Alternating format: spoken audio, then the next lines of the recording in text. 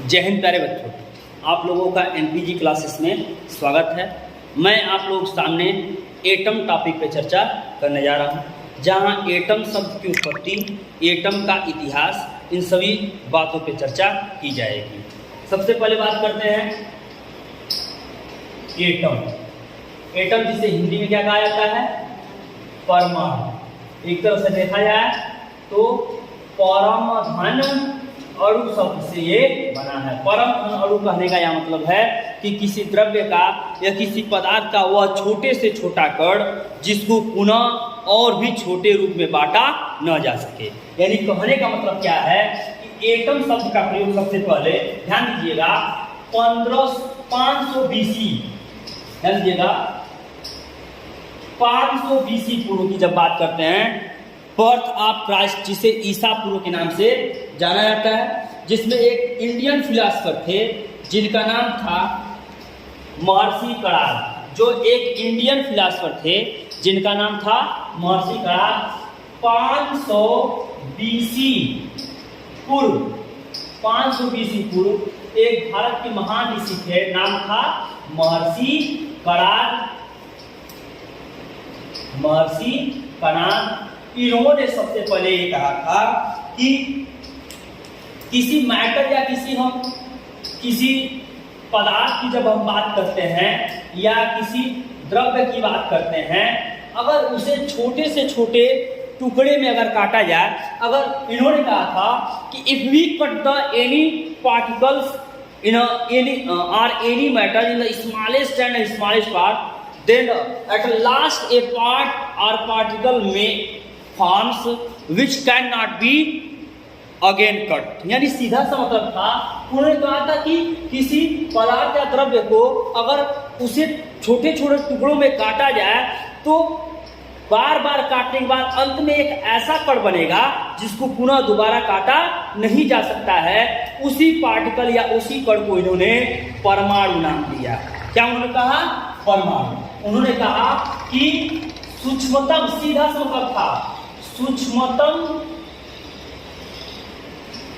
अविभाज्य कण, सूक्ष्मतम अविभाज्य कण जिसे पुनः छोटे छोटे टुकड़ों में विभाजित नहीं किया जा सकता, उसी को महर्षि कणाद ने एक शब्द दिया, उसी को उन्होंने कहा कि इसे परमाणु कहा जाता है।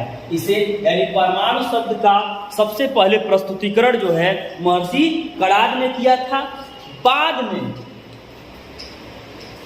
में तो वैज्ञानिकों की बात करते हैं तो ग्रीक फिलासफर डिमोक्रिटस व डेमोक्रिटस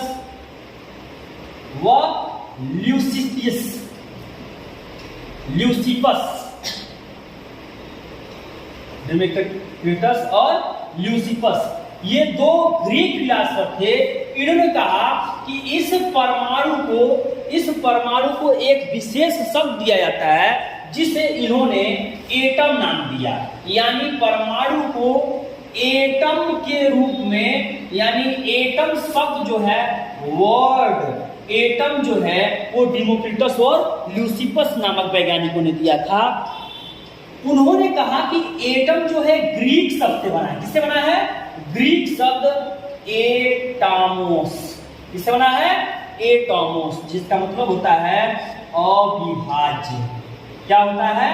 अविभाज्य, यानी जिसे पुनः बांटा न जा सके। बाद में जॉन डाल्टन की परमाणुवाद सिद्धांत धारणा दी गई। बाद में जॉन डाल्टन ने फिर अपनी प्रस्तुति में 1813 में जो उन्होंने परमाणुवाद सिद्धांत दिया, उसमें उन्होंने फिर एक्सप्लेन किया था कि नहीं, परमाणु को भी अन्य छोटे छोटे कणों में बांटा जा सकता है। इसी आधार पर कहा गया कि परमाणु के 3 मौलिक कण होते हैं, इलेक्ट्रॉन, प्रोटॉन और न्यूट्रॉन।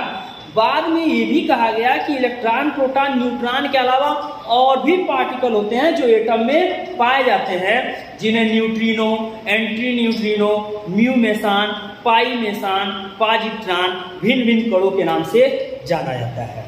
यानी सबसे पहले बात करते हैं परमाणु शब्द का प्रयोग भारत के महान ऋषि महर्षि कणाद, जिन्होंने कण शब्द का भी प्रयोग किया था। ध्यान दीजिएगा, इन्होंने कण शब्द का प्रयोग किया था कि पदार्थ जो होते हैं वो किससे बने हैं, कण से बने हुए।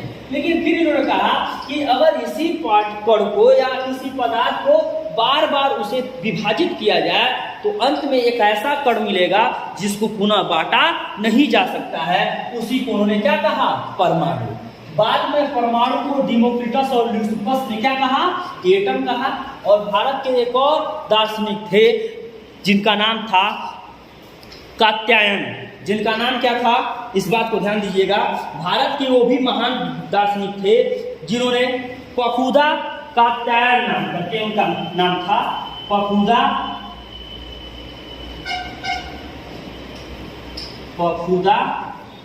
कात्यायन।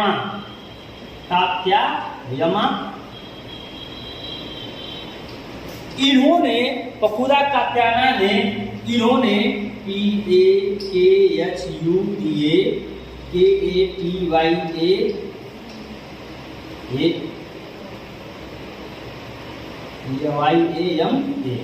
पखुदा कात्यायन इन्होंने कहा कि एटम जो है सभी परमाणु स्वतंत्र अवस्था में नहीं पाए जा सकते हैं। यानी इनके कहने का मतलब यह था कि सभी परमाणु स्वतंत्र अवस्था में प्रकृति में नहीं पाए जाते हैं, अर्थात वो किस रूप में पाए जाएंगे? अणु के रूप में पाए जाएंगे। किस रूप में पाए जाएंगे? अणु, जिसे नाम दिया गया मॉलिक्यूल्स। और इस बात को स्पष्ट करने के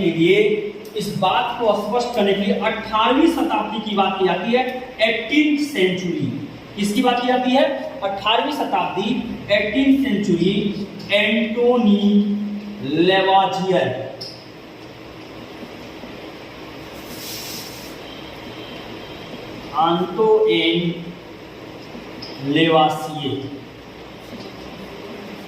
इन्होंने 18वीं शताब्दी में एंटोनी लेवाजियर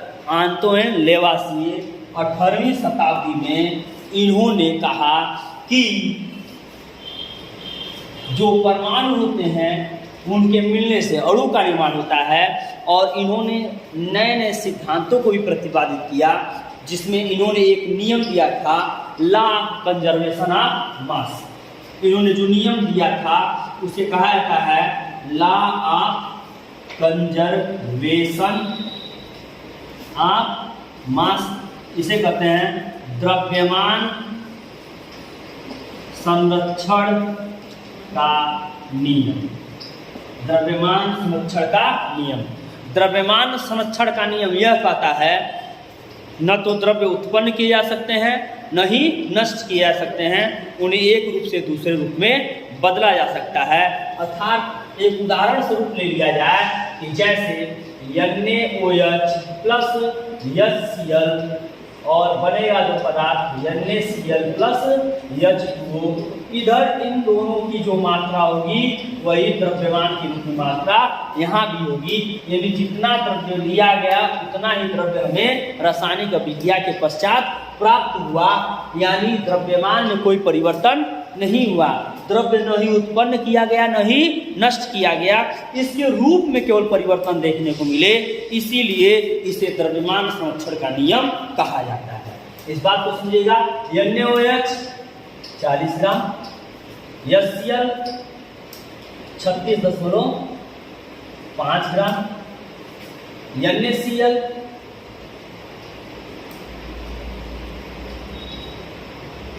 23 प्लस 35.5 यानी आपका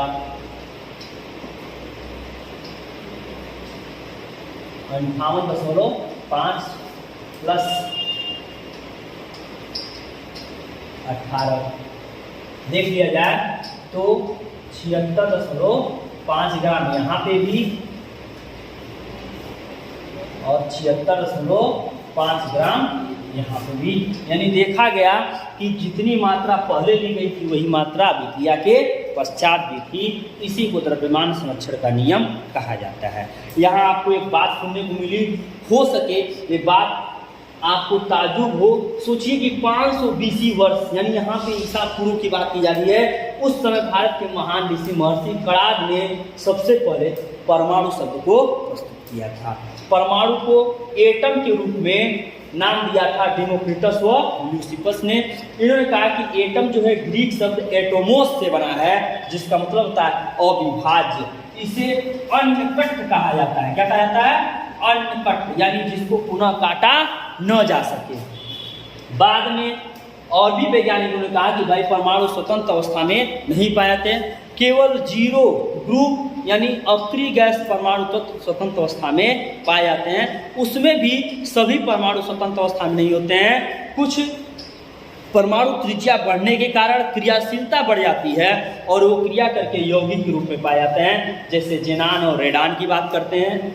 वहीं आर्गन, क्रिप्टान, नियान ये सब के सब आपके स्वतंत्र परमाणु रूप में पाए जाते हैं, क्योंकि ये अक्रिय गैस कहलाते हैं। यहीं पे हम बात कर ले रहे हैं, यानी फंडामेंटल पार्टिकल ऑफ एटम कहा जाता है। फंडामेंटल पार्टिकल्स ऑफ एटम, परमाणु के मौलिक कण।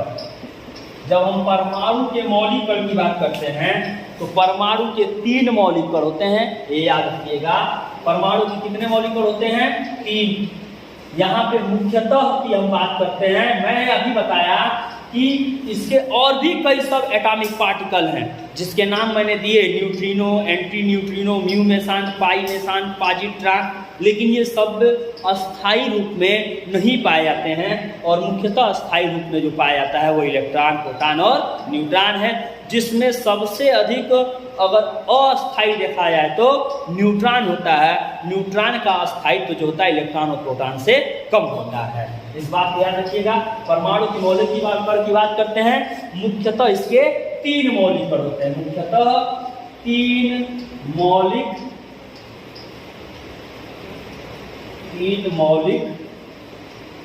कण होते हैं, जिन्हें इलेक्ट्रॉन, प्रोटॉन और न्यूट्रॉन के नाम से जाना जाता है। वो इसके लिए चिन्ह बनाते हैं लोग, ईटा पर नाच। ई यानी इलेक्ट्रॉन, टा यानी थॉम्सन, टा यानी थॉम्सन। इलेक्ट्रॉन की खोज जे थॉम्सन ने की थी, इसीलिए ईटा। पर यानी प्रोटॉन और र यानी रदरफोर्ड, र यानी रदरफोर्ड। तो प्रोटॉन की खोज रदरफोर्ड ने की थी। नाच यानी न्यूट्रॉन, और न्यूट्रॉन की खोज जेम्स चैडविक नामक वैज्ञानिक ने किया था। न्यूट्रॉन शब्द की विवेचना की बात करते हैं, यानी न्यूट्रॉन शब्द की सबसे पहले प्रस्तुति जो थी वो रदरफोर्ड के द्वारा ही की गई थी, लेकिन खोज की जब बात की जाती है तो खोज का श्रेय चैडविक को जाता है। न्यूट्रॉन की खोज चैडविक, प्रोटॉन की खोज रदरफोर्ड और इलेक्ट्रॉन की खोज थॉम्सन। इसे कहा जाता है ईटा पर नाच। ये मैंने आपके सामने परमाणु पर एक बेसिक कॉन्सेप्ट प्रस्तुत किया। Please press the bell icon and please subscribe the channel. Thanks to all of you.